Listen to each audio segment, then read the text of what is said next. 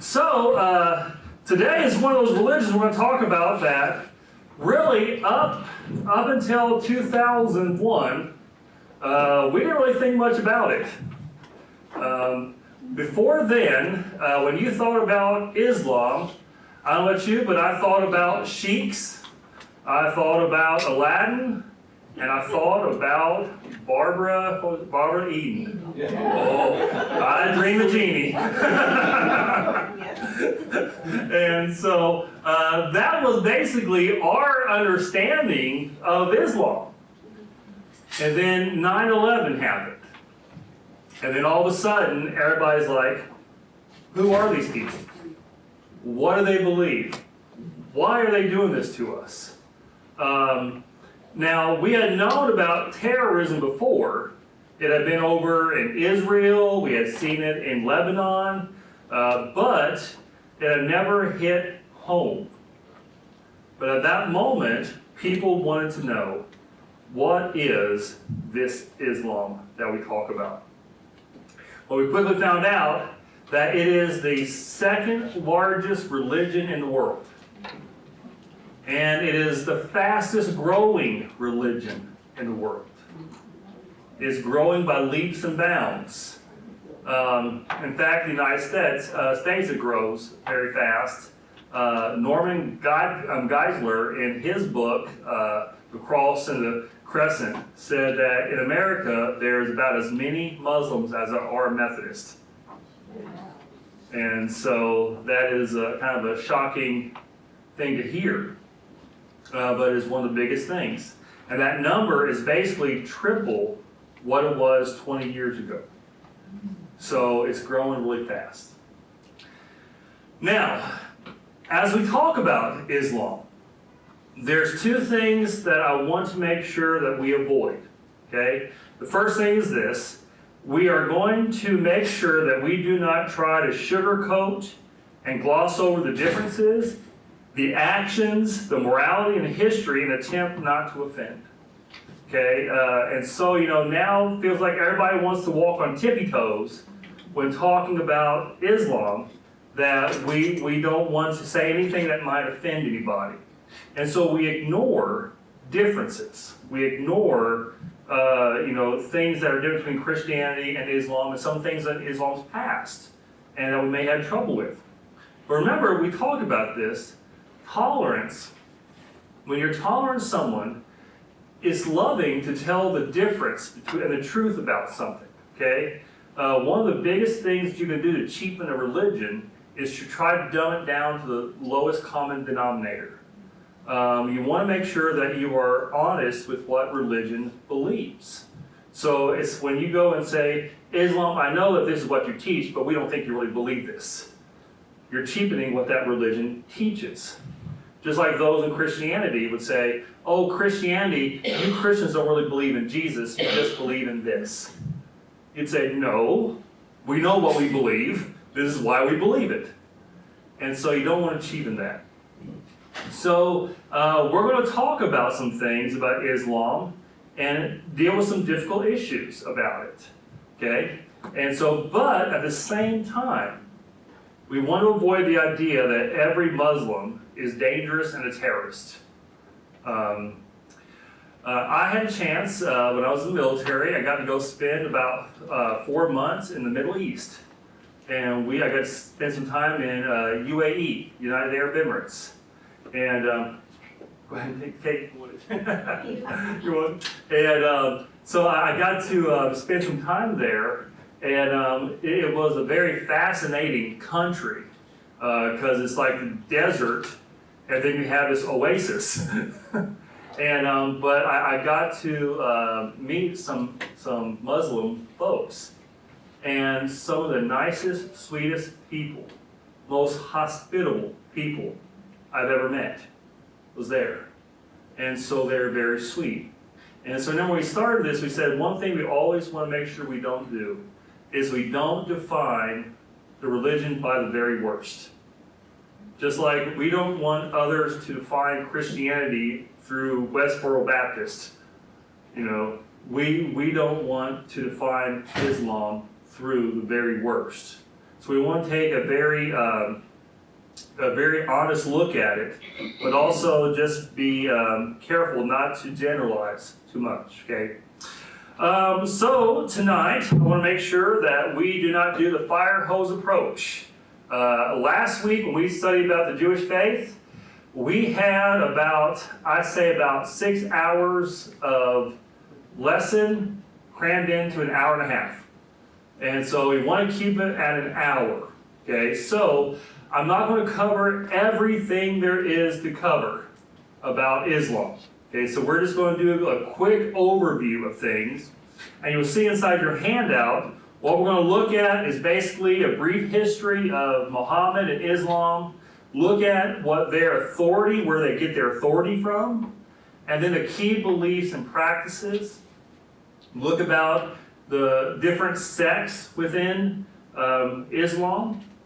But then finally we'll look at the difficult questions. Okay, so questions like, why does Islam tend to breed violence? We'll look at the issue of Islam and the treatment of women. Okay, we'll talk about that. We'll also take some honest looks about the life of Muhammad and some of his questionable morality and some of the things that he did that by our standards we're like, how in the world can you do that? Okay, so we'll look at these. Okay, so before we do this, how many of y'all have ever had any encounters with Islam? Yeah? How was it? It was great. Great, yeah.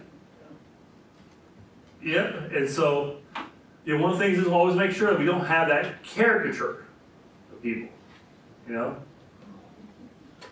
Well, in my case, I was in the oil field, and one of the drillers, he just was blown away by the concept of grace. Okay.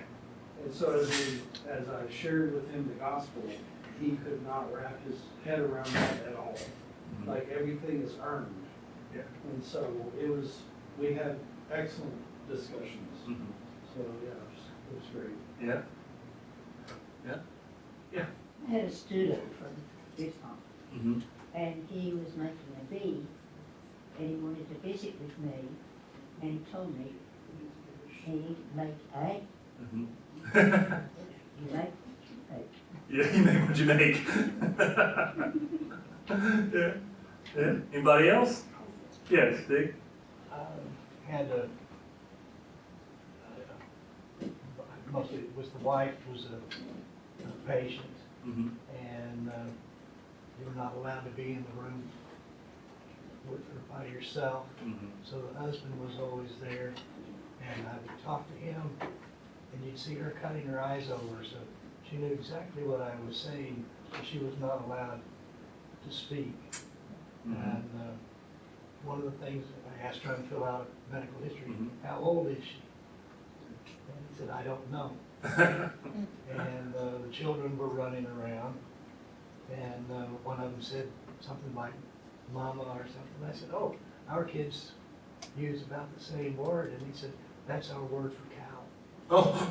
And, so you didn't know how old she was. Yeah, but you knew she was a cow. No. You knew what the kids thought of her. So, Oh, but yeah. once we had a letter that came back from the Houston Uh-huh. consulate Yeah. in Arabic, I could not read it. Oh. But I handed it to him, and I watched his facial expression change. Yeah. And life got a lot easier from our side. Mm. That's good. Yeah. All right, so let's start talking about a little bit about Muhammad's past and about Islam's past, okay? Now, Islam is a fairly new religion. Now, we don't think about that. We think it's ancient. But Muhammad wasn't born until about 577 AD. So it's 500 years after Christ. So it is a fairly new religion. It's not the same age as Judaism and Christianity. But in the Arabian Peninsula, let me give it here, we're talking about like Saudi Arabia, UAE, all this area. During that time, religion was very strange. It was very polytheistic. And so it was very different worship of different gods, different hedonistic things. It was not a very nice place. Think about what Corinth was like in the New Testament, okay? It was a terrible place, morality. There was lots of different beliefs. Everybody was just being bad and not getting along. And so inside that area, you had a few groups, though, that were monotheist. And they were very tight-knit groups. One group was the Jews. Another group was this new religion called Christianity. Okay? And there's actually two other ones that was there, and we get these names. Zoroastrians, kind of strange thing, but also there was one called the Hanif, or means pious ones. And they were the ones who were there, worshiping one God. Okay? And the name for their God was Allah. Okay? And Allah basically means God. It's just like when we say generic God, that's what that meant. Okay? Now, back in that time, there were lots of different opinions on who Allah was.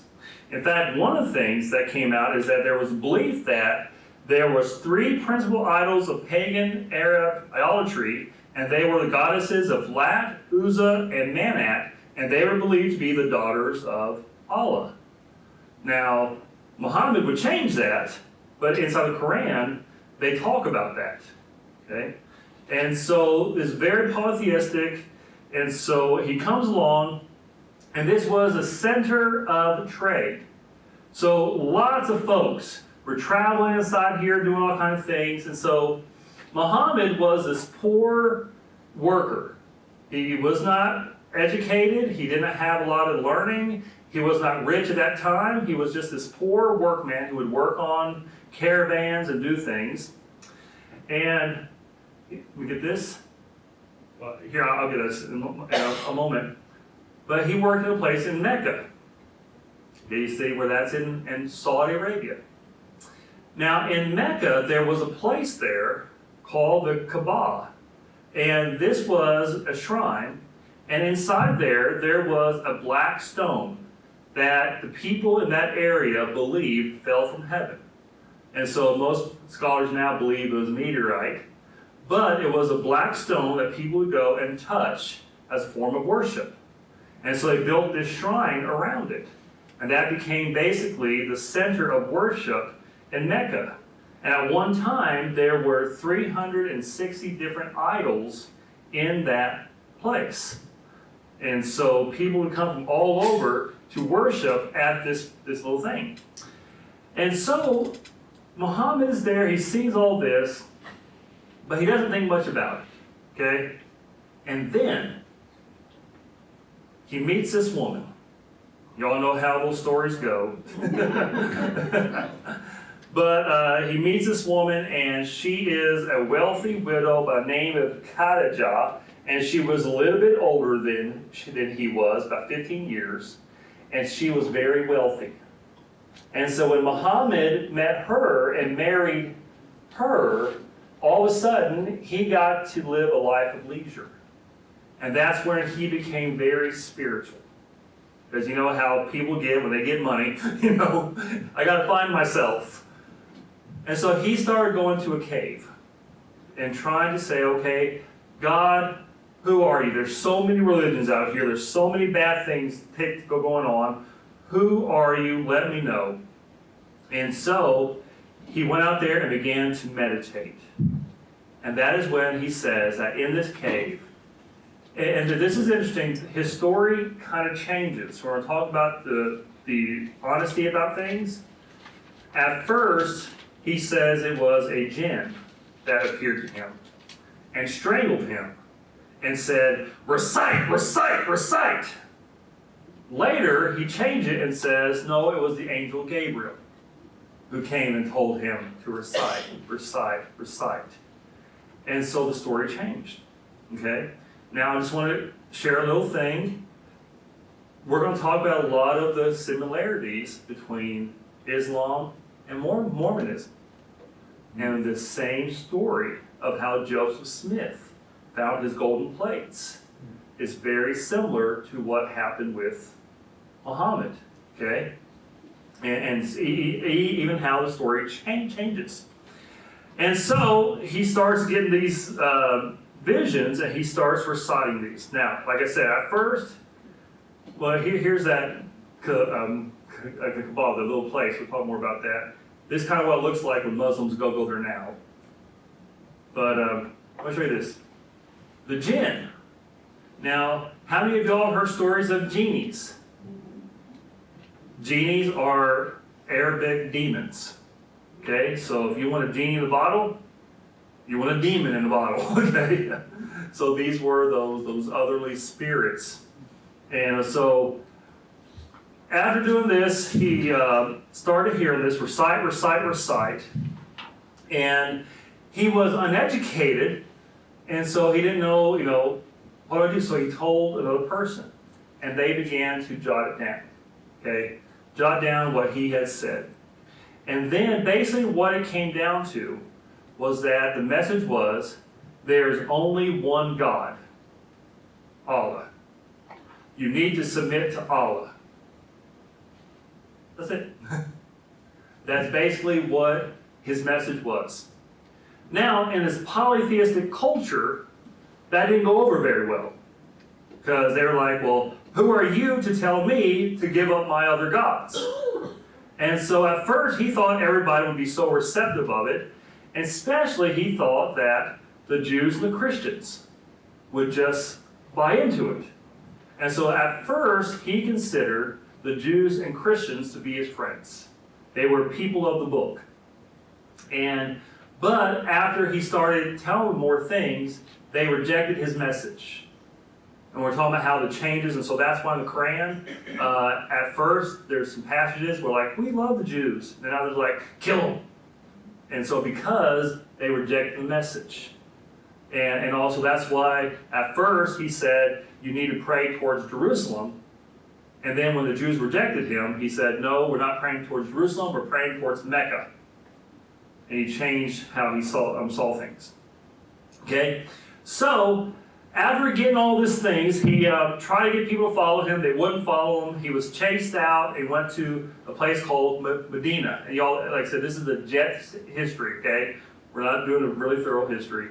And he preached his first sermon on a Friday. Okay? So, guess what the holy day in Islam is? Fridays.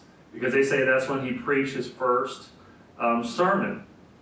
And so, he said that when you pray towards this spot because this is where Abraham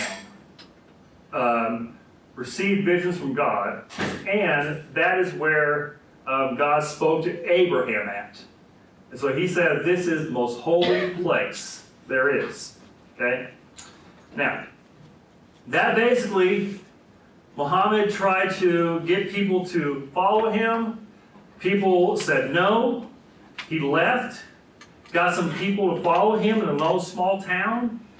And then, and this is the ugly side of this history, is that he got an army together and he said, hey, if you don't accept what I say, we'll take over and we'll kill you. And so he went into the next town, killed him, and said, hey, either you submit or you kill, or you die. And so that began the spread of Islam. And so we're going to talk more about how that actually happened, because one of the things he would do is when his power grew, so did the politics.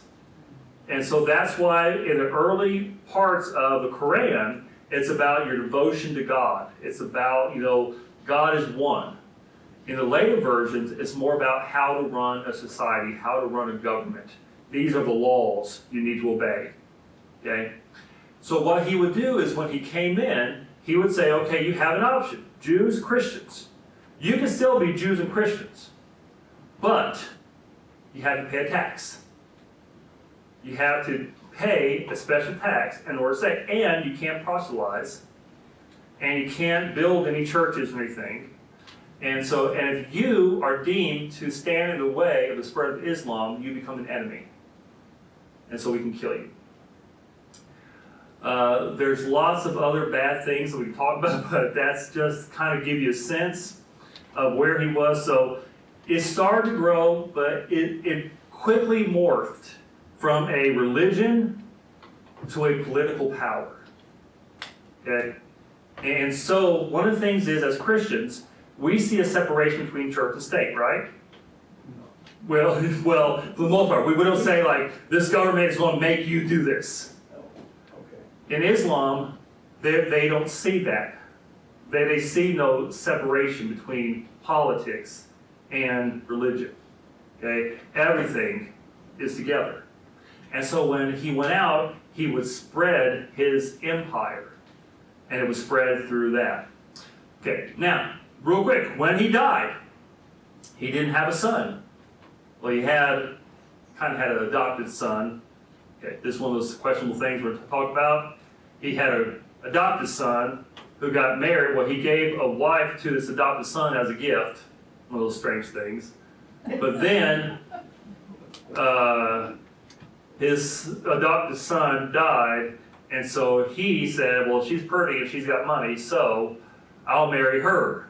And so people were like, wait a minute, that's your son's wife, that's your stepdaughter, you can't marry your stepdaughter. And plus there's actually, I believe, his niece too. I mean, there's all kind of crazy things. And then he said, and they said in the Quran, it says you can't do that. And he says, well, guess what, I've had a new revelation. And we'll talk about how things like that changed. Okay, so when he died, he did not have a successor.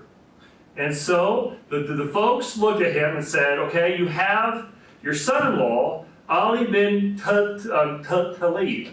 And I know it's a crazy name, Ali bin Talib. And we think since he's your son-in-law, he should be the successor. And he said, Muhammad told me before he died, I'm in charge. And people looked at him and said, okay, but you're a bad guy. You're a hothead, your temper is terrible, you're just a spoiled brat. And so they said, we don't believe you. We don't think you're really the successor. Instead, we think it's Muhammad's father-in-law who ought to be the successor. And so they said that he is smart and all this, so we're going to make him the successor. And everybody came to a consensus and said, he is our successor. Okay? Now, as you can see inside your notes, the consensus, that word in Arabic is Sunni. Okay? So, here's how the Islam is broken up. There's different groups, but you have the Sunnis and the Shiites. The Sunnis mean the consensus. The Shiites mean the resistance. So it's like our version of Catholic and Protestant. Okay? So the ones who are the Sunnis believe that Muhammad passed it to his father-in-law. The Sunnis believe it was passed down to his son-in-law. So you think, well, what difference does that make? A lot, because they say, what authority do you have? And so do they accept what this person said, what that person said, what this person said, what that person said? Okay? And this gives rise to the differences between Sunni and Shiites. Okay? Now, we're going to talk more about those here in a moment. But Shiites are considered to be a splinter group, and they make up about 10% of the Muslim world. Okay? But the ones you hear the most about are the Shiites, because they are the ones who believe that you ought to have the government should be run by the religious people. You need to have not necessarily a theocracy, but a theodicy, to where it is run by religious laws, religious rules. So, one nation that we think of that is this type, Shiites, Iran. They're run by the Ayatollah, okay? And so these are the ones who believe in a militant approach to spreading Islam. And so they're the ones that you tend to see the most involved with terrorism and most with battling with other folks. The other group makes up about 90% are the Sunnis, and they believe that Islam should be practiced in the context of existing earthly governments. And so they said that we should just have a little mosque and we just go worship and we try to be obedient Muslims here, okay? So that's about 90% of the Muslim world. But again, what ones do we hear about the most? Shiites, okay? So that's where we've got to be careful about that. And so they have been fighting. So like when you hear about Iraq and Iran, or Saudi Arabia, this group, just like the Protestants and Catholics fought for a long time, Sunnis and Shiites fight for a long time. And there are going to be some more groups that splinter off of that. Okay, so this is how Islam spread. I do make sure we get plenty of time. So you'll see here, just right here, this is kind of where it is at the time of Muhammad. Okay, so it's just a little bitty thing, but then they just spread and they went out. It hit a big battle in Spain. So if y'all want to think, why is it that the world is not Muslim right now? Spaniards. We got to thank Spain, because everybody else got whooped except for the Spanish. And so, but it all spread, okay? And so what's amazing is that it is still, it's the second largest religion in the world. It's really big in Asia, in certain parts. But Islam is still primarily in the same area in which it formed, okay? So this area is still, when we think of the Muslim world, still in the same area, okay? Now, let's get to the authority. Okay, let me just start with that. First of all, y'all have any questions? I know that's a quick overview, and I didn't want to bore y'all with a huge history lesson. Yes? Druze Muslims? What's that? The Druze Muslims. I've heard about those in Lebanon. I hadn't heard about the Druze, no. D-R-U-S-E. I don't know where I'm going to talk about the Sufis, here a moment, Sufis and the Wahhabism, okay?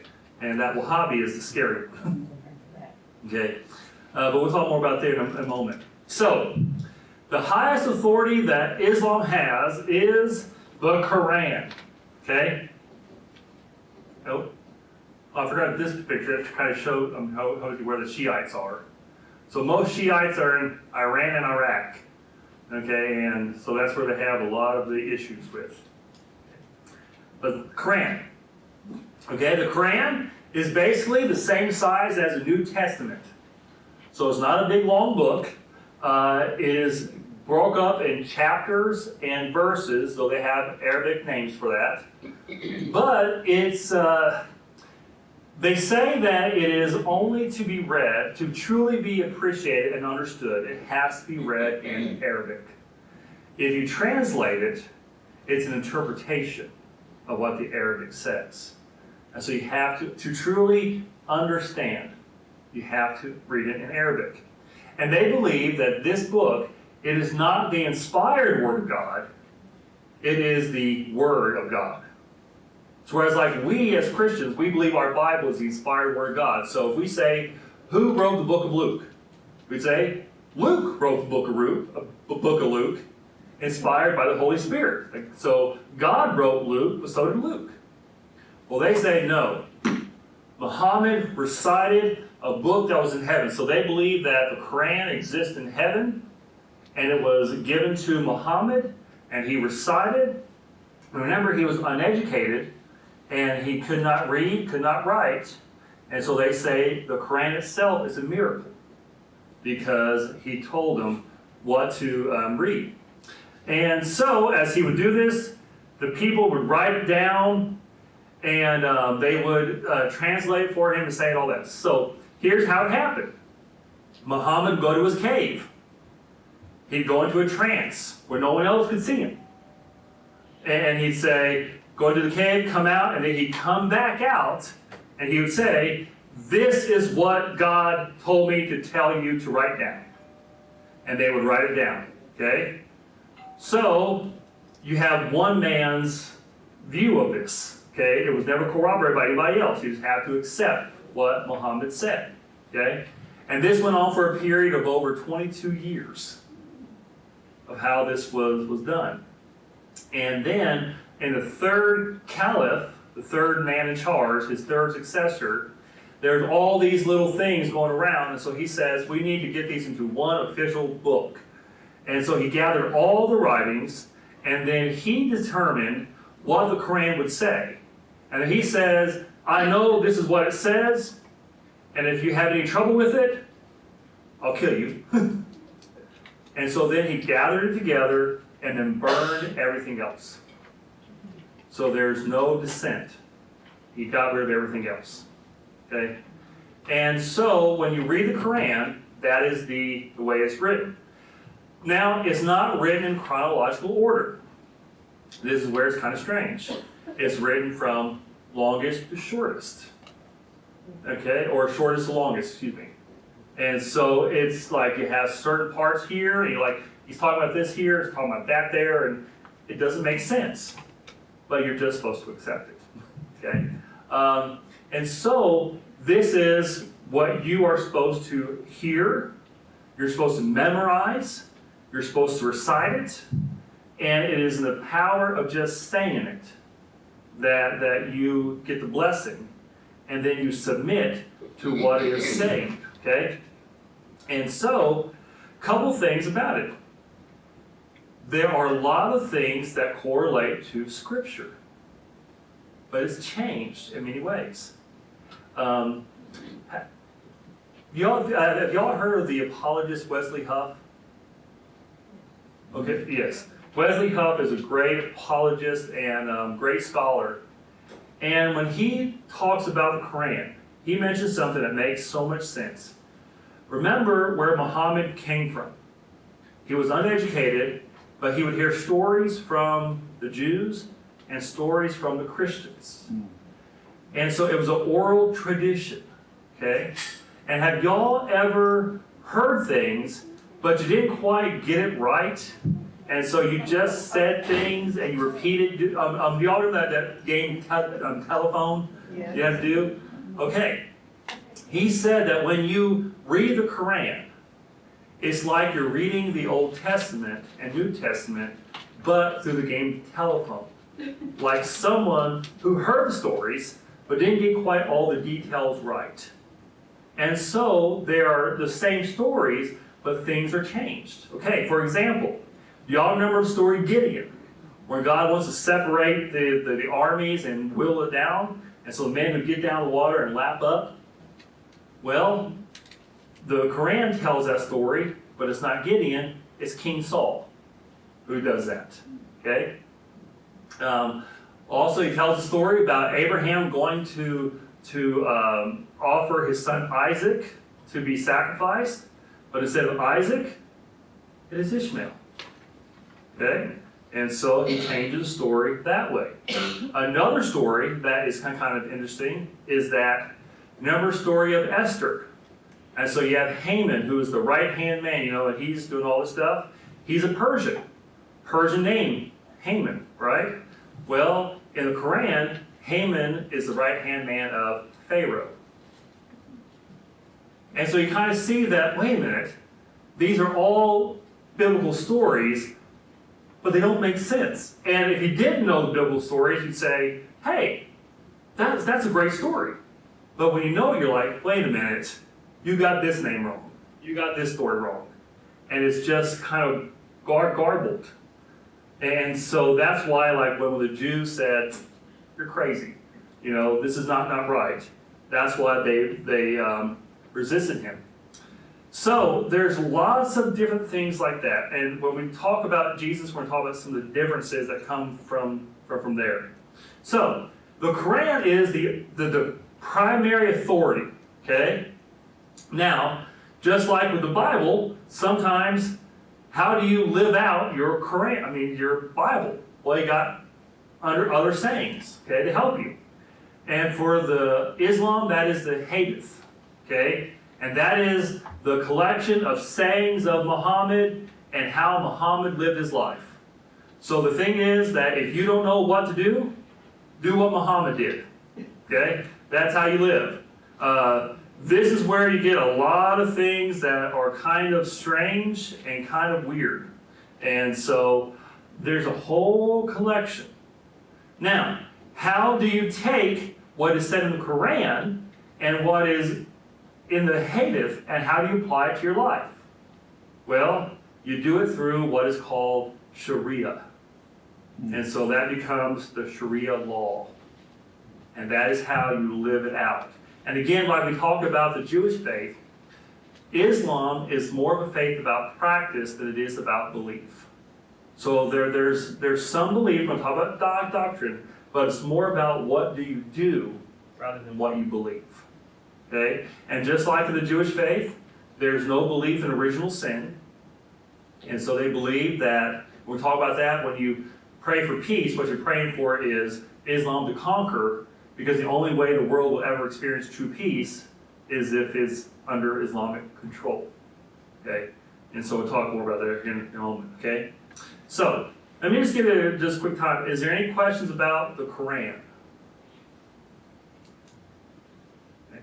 I wish we had time to go through and look at all the different verses of how things, what it says about violence and about Jews and about Christians and about different things. We don't have time. I have a copy of the Quran right here. This is actually from our library. And so if you ever just want to come and read it, you're welcome to.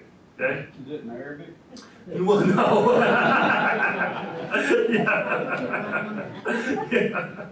No, it's not. But all right. So when they talk about their beliefs, there's 5 pillars to Islam, and these are the 5 things that every Muslim must do. Okay.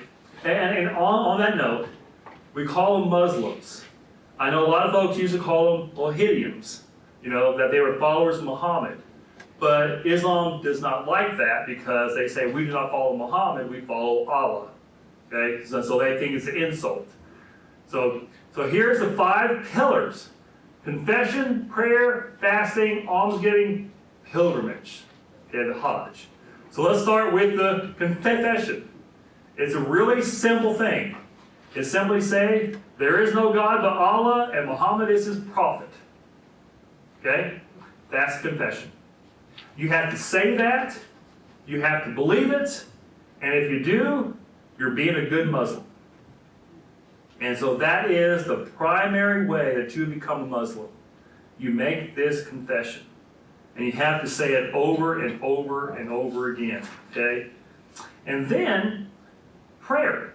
Now, this is one thing I say that Muslims do a better job than we do, and that is they have structured prayer. They have to pray 5 times a day. Okay? If you've ever been in a Muslim country, then you know that at certain times of the day, you will hear the loudspeaker go off.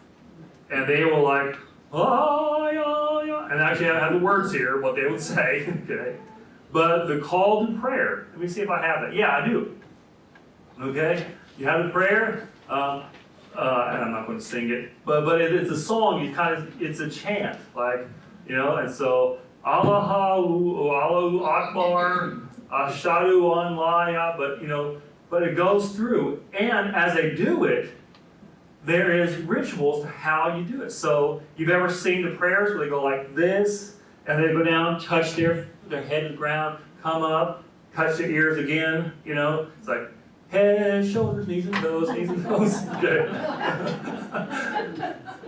But it's that is how they pray. And so they would have to do this over and over and over again. Okay? So every time the call would go out, that's what they would do. Now before you went to pray though, you had to prepare yourself, which means you had to wash your head, wash your arms, wash your legs. And so in the mosque, you'll have simple little washing areas for you to get cleansed. And then inside every mosque, there is a prayer area, and there's a little bitty hole in the wall. Yeah? Is this just for the men? Yes, just for the men. Yeah, that I forgot to mention that. No. Women pray at home. Yeah, they pray at home. And so in every mosque, they will have a little bitty cutout inside the mosque that is facing towards Mecca. And that would be able to let every Muslim there know this is towards Mecca, this is where you pray to, okay? Now remember, in the beginning of Islam, you pray towards Jerusalem. But when they got into a little disagreement, he said, no, we're no longer praying like the Jews do, we're praying to Mecca, okay? And so, this became the way they did it. And like I said, they pray 5 times a day. And so, how many of y'all pray 5 times a day? How many of y'all pray 1 time a day? Please raise your hand. Please do it. But the thing that you see here is very ritualized. And it's very scripted. It is very much a religion of works and rituals. Okay? So it's all guided by that. The next thing is fasting. And so you have to fast, especially during the month of Ramadan. Now, what's interesting is that Muslims go not through a solar calendar, but through a lunar calendar. And so their month of Ramadan changes. So sometimes it's in winter, sometimes it's in summer, sometimes it's in fall. It just cycles through. And so during this time is when they are not allowed to eat or drink anything from sunup to sundown. And so this is a big thing for them. So you're told you have to fast. The other thing is almsgiving. You have to give what we would call a tithe. But this is where you give to charity. It's not 10%, it's about 2.5%. Okay? So don't think you can switch over to Islam, you're getting the, cut your pay, But in some Islamic countries, this functions as a tax. And so, remember, they don't separate secular and spiritual, so this becomes a taxing system, okay? All that. And then finally, you have the pilgrimage, the Hajj. Okay, do y'all remember, and I can't remember the name of the cartoon, but y'all might be able to help me with this. Oh, I do, Johnny Quest. Remember he had his little buddy, Haji? Hajj? Yeah, that's what his little Indian guy? The Hajj. Yeah, and so that was what this means. This means that every Muslim at some point in their life needs to go to Mecca. Okay?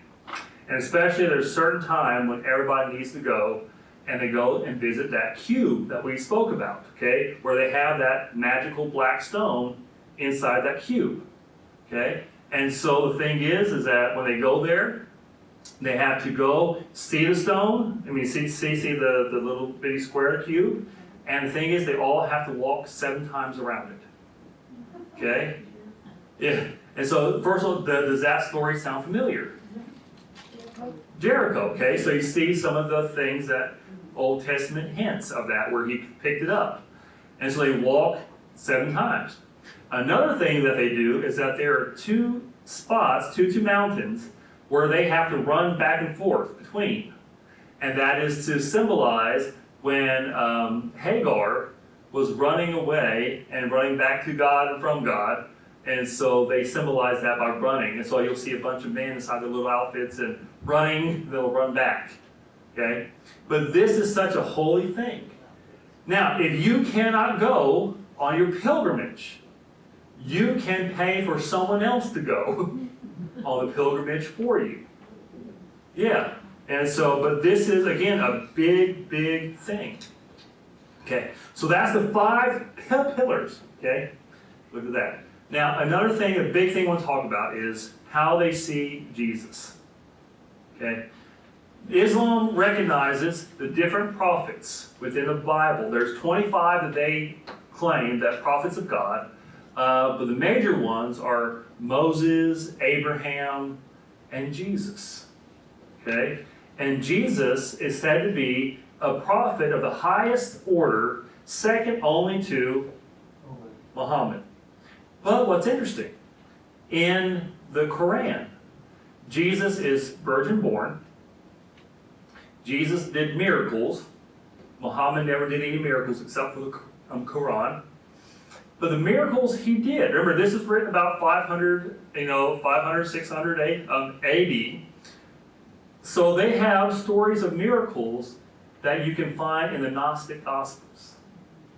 So the Gnostic Gospels, are not scripture that came along around 300, 400, 500 AD. And so like you have stories of Jesus when he's young, finding a dead pigeon and healing it. And you're like, wait a minute, that is a false story, but I see where he got it from. And he would use those stories. And again, you see the oral tradition that he kept going through. The only woman really named in the Quran is, guess who? Mary. And so they believe that Mary was a holy woman. The differences come in that they do not believe that Jesus was God in the flesh. In fact, Muhammad believed that that was one of the highest blasphemies that you can say. But what's interesting is if you read Quran, when he tries to talk about the Trinity, you can understand that you can see he has no concept of what the Trinity is. Because in his mind, he thinks the Trinity is God the Father, God the Son, and Mary. And so you're like, no, that's not how this works. But again, if you think about it, if it's an illiterate, uneducated mind trying to comprehend with oral traditions he's been hearing, trying to make sense of all this. And so they believe that Jesus is not God in the flesh. They also believe that Jesus did not die on the cross. They believe that God would not allow a prophet to suffer in that way. And so they believe that before Jesus went to the cross, God allowed his face to be transformed, and Judas took his place as punishment for what Judas did. Okay? And then Jesus would be ascended to heaven. So Jesus never really died. He just went to heaven. He wasn't resurrected because he never went to the cross. Okay? They do believe that Jesus will be involved with the judgment. And so you see so many similarities in the stories that come back to this. Okay, so he had great respect for that. The way that you are saved, according to Islam, again, they don't believe original sin, so they don't believe that you need redemption. The way that you find salvation is submission to Allah. Okay, and so the best way for that to happen is for pretend like I'm one in charge. If I'm an Islamic imam, to tell you this is how you live, and I will watch you to help you to live the life you're supposed to live. Okay, so the best way for you to live is to be under Sharia law, and I can help you do that. And if that happens, peace comes along. Okay, the sad part about this is that there is no such thing as assurance of salvation. At judgment, you're either going to be found that you obeyed enough or you did not obey enough. And even if you did all the right things, Allah could still say, no, I don't like you, and get you out. And so there's no assurance. The only loophole that you can find written in the Hadith is that when you die a martyr. And that is how you secure your spot in heaven. Okay? So you think about how in the world are people so willing to kill themselves? Well, if that's the only way that you had assurance that you would be guaranteed to go to heaven, one of those things. Get the virgins. Okay, I gotta tell you real quick joke. Okay. Easy. Okay, okay. Osama bin Laden died, and he got up there to the pearly gates, and the first thing he sees is, George Washington comes and just smacks him real hard. He's like, whoa, what was that? Next thing, Thomas Jefferson comes up, pops him in the head real bad, And then there's Robert E. Lee comes up and just punches him. He's like, what in the world? Why is this happening to me? Where's all my virgins? And God says, oh, you misread it. It's not virgins, it's Virginians.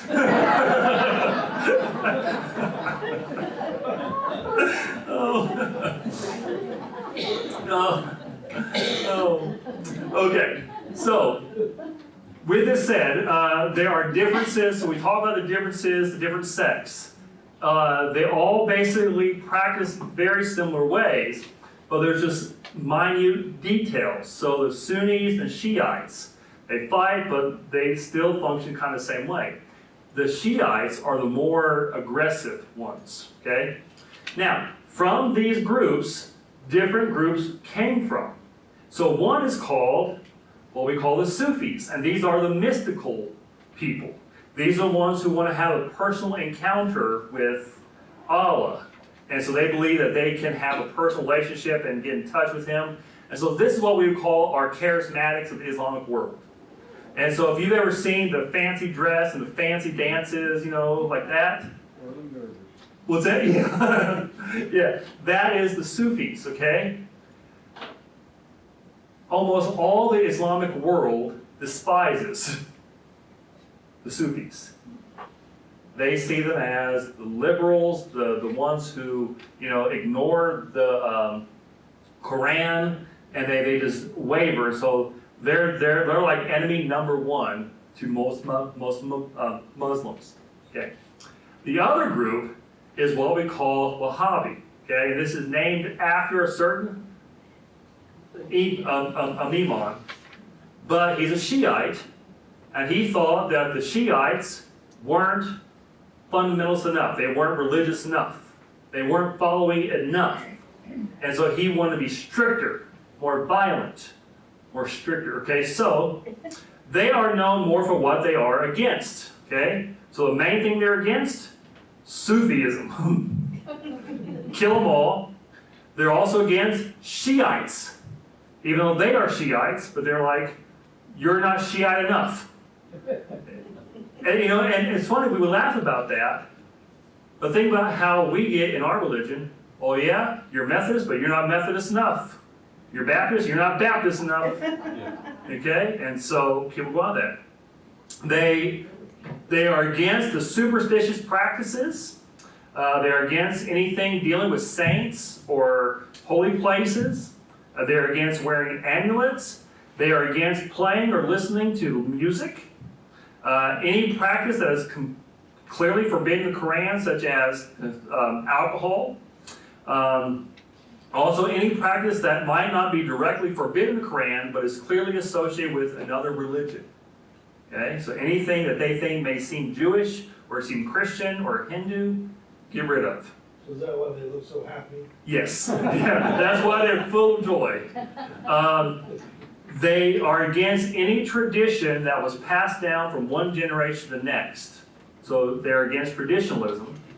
Also, they are against any non-Islamic religious tradition, against any non-religious tradition which cannot be treated as neutral because it goes against the Quran, and then also against traditions within the teachings of Islam which stem from any insight that is not from the Quran but from any human being.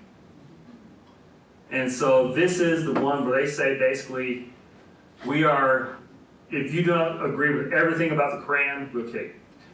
This is really big in one place, Saudi Arabia. These kind of look like the Dallas Cowboys. They do. Yeah. And so this one is like in parts of Afghanistan, in Saudi Arabia.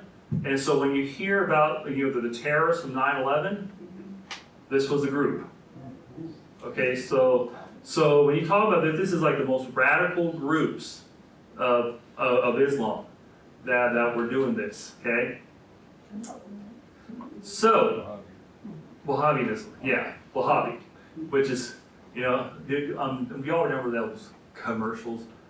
What's up? Yeah. Okay, I think Wahhabism. Okay. That's how I remembered it. Okay.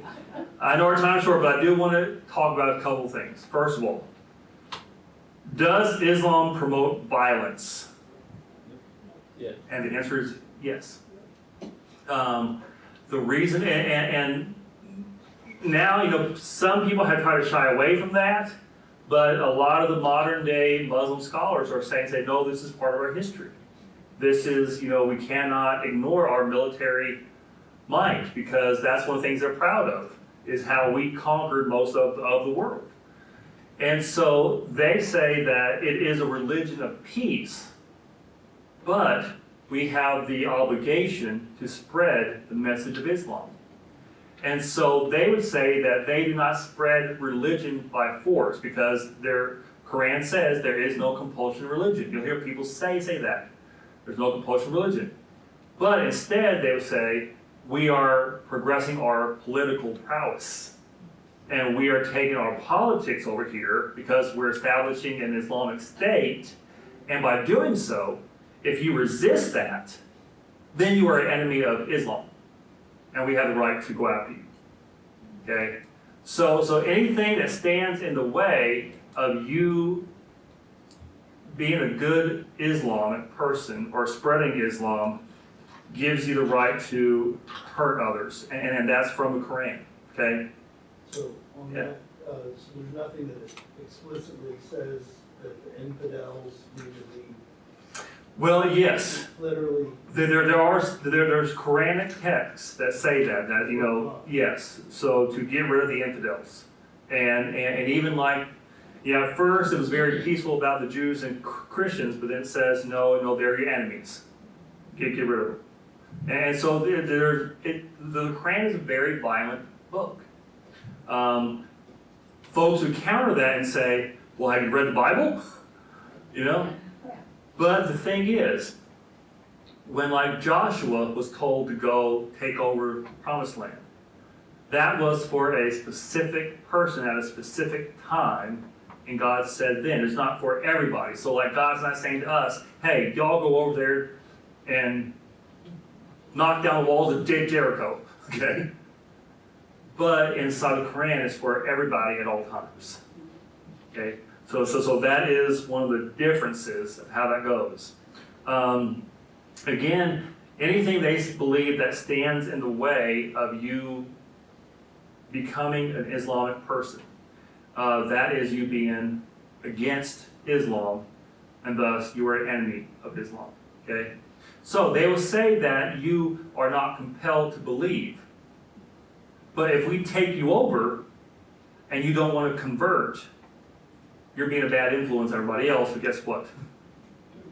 Yeah, kill you. And then also, and Ravi Zacharias made this point, you can say there is no compulsion to believe, but do you have the right not to believe? And so if someone wants to leave Islam in any Islamic country, and I'm not saying in most Islamic countries, it is a crime punishable by death. Okay, it's apostasy. And so you don't have the right to leave. And so think about that. If we said, well, you don't have to be a Christian, but if you don't want to be a Christian, kill you. Okay? And this is the hard things that goes. Now, is every Muslim like this? No. But whenever it comes in the dominant power in the Shiites, this is what happens. Okay. Next thing, the way it treats women. Women are seen as second-class citizens. Women have basically no rights. Women have to be told what to wear, do all that stuff. There's verses in the Quran that gives permission for the husband to hit his wife. Islamic person is allowed to, a man is allowed to marry up to 4 women. And so, except for one man was given an exception, Muhammad. 30. Yeah, so he can have as many as he wanted. He's near the 30, you know, He so. was 9 years old. Yeah, and that's one of the questionable things. He married a little girl who was 9 years old. And so you're like, whoa, that's even back then that was bad. So if they were to follow Sharia law, then they could justify. They justify, yeah, and they justify taking wives. And then they, you know, like if you get caught stealing, they can chop off your hands. It's a very barbaric thing. So it's a very, very harsh religion. And so when you see the things about the Taliban and all that, it's very difficult to watch and to hear things. Also, there's a lot of rules that treat women bad and really do bad things for men. For example, marriage is supposed to be sacred. Prostitution is wrong. Okay, in Islam, you're not supposed to be with prostitutes. But remember, this is a legalistic religion. You know what every legalistic system has? Loopholes. Okay? And so one of the laws that is there is called mutah, okay? And what that is that you can get married for a small amount of time. So, if I wanted to lay with a prostitute, I could say, you are my wife for the next 2 hours. And then it's blessed. Yeah. You know what I'm saying? Yeah. And so, boom, you're done. And so, there's a lot of hypocrisy. And okay, that's one of my soapbox moments, that anytime you deal with legalism or legalistic religions or, based on rules, you always get a bunch of hypocrisy. Okay, that comes along. We spoke about, he married a 9-year-old girl and all that. But in Islam, you are not allowed to question Muhammad. You're not allowed to insult Muhammad. If you are found to be insulting Muhammad, you are going to be killed. So do y'all remember that? I think it was in, where was that? Rusty. Was that? Rusty. Yeah, he was like that, but there was a cartoon somewhere that someone made a cartoon of Muhammad, which is like Obama's hand. That's in Denmark. Denmark, that's what it was, yeah. And they stormed the place and burned it down and killed a bunch of folks. And you're like, what? But that's their image, okay? Because they thought, oh, you're insulting Muhammad, you're an enemy of Islam, we have the right to do whatever we want to you, okay? One of the things about also that I would say that makes a big difference, and I wish we could do like a whole lesson on just the differences between Christianity and Islam. You look at the life of Jesus and then look at the life of Muhammad. Completely different. And even in the Quran, Jesus, like I said, is perfect. Jesus is sinless. Jesus does miracles. Jesus is virgin born. Jesus ascends to heaven. Jesus does all this. So if I was reading the Quran, I would say, I want to know more about this Jesus guy. Okay? But also, when you think about the difference between the Quran and the Bible is a library of books. Okay, we have 66 books written over a period of about 1,600 years, 3 different languages, 3 different continents, okay, and over 40 different authors. The Quran, you have to take one man's word. This is what God told me. You have to accept it. There's a kind of a strange verse in there that says, Jesus is a very nice fellow and a good prophet, but because Muhammad came later, he has the last word. Mm-hmm. So that's what he's doing, But Jesus was a pretty nice fellow. Yeah. Mm-hmm. But Muhammad, he came.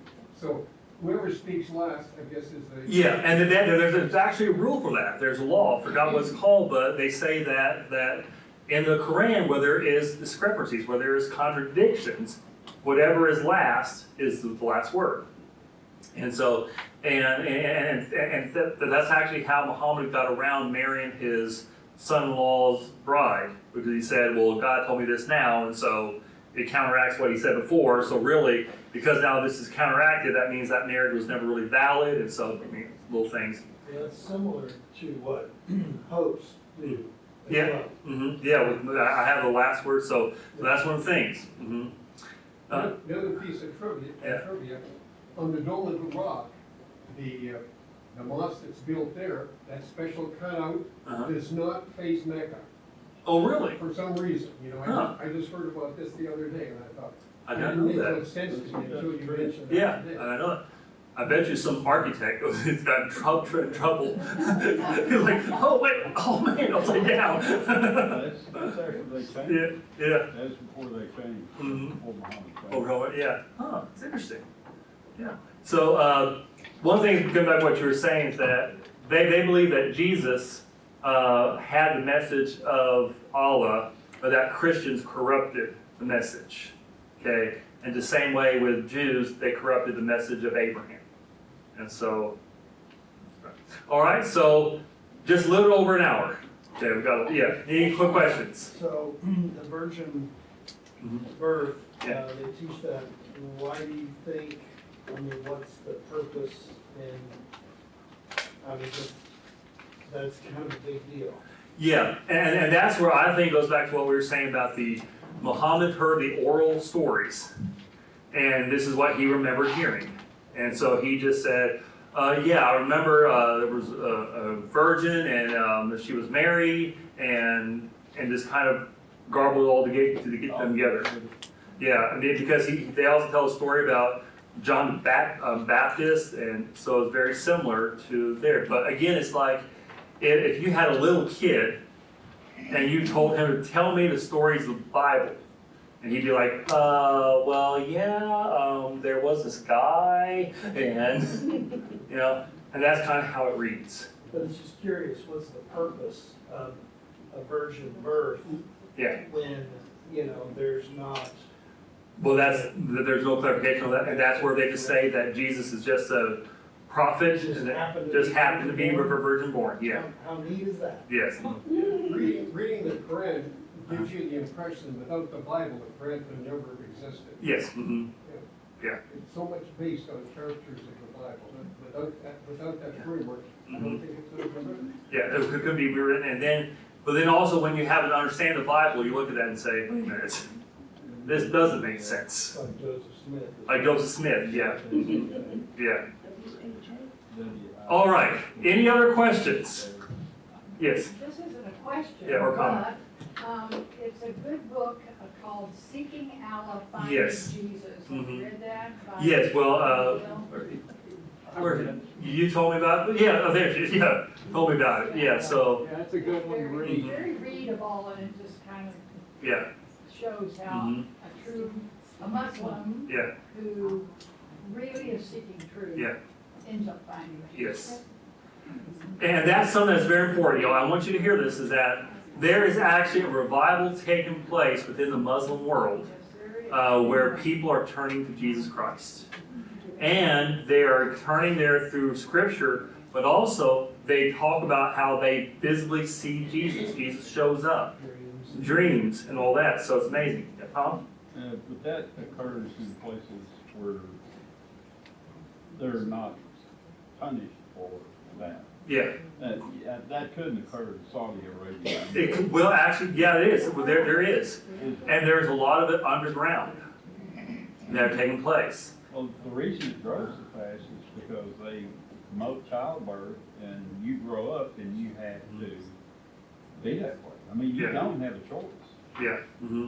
Is Yeah. Sharia law practiced anywhere in the United States? No, not officially. They're trying in Dearborn. Not officially. Yeah, there's places trying it, Trying. but yeah, not officially. Any other questions? Yeah, Tom? I mean, this is kind of a related fact, but I heard the Mormon ask me one time, do you believe Joseph Smith was a prophet? They actually think he was a prophet. Yeah, and I would say no. But yeah, but it's But that's the big kicker on whether you want to join LDS. yes. Mhm. Is you have to declare that he was a prophet. Yeah, and that's when we speak about the Mormon faith, we'll talk about Joseph Smith, and you'll see a lot of the similarities between Joseph Smith and the Mormon Church and Islam. And that's where a lot of folks, when you get Mormon mad, say you have more in common with Islam than you do Christianity. And it's What year did the Mormon Church dig up the golden plates? it was in the 1900s. Yeah, I think 19 or no, late 1800s. I mean, it's just not very old. And so Next week? yeah, what's that? Is that next week? No. Next week we're doing, I think we're doing Hindus, Hinduism.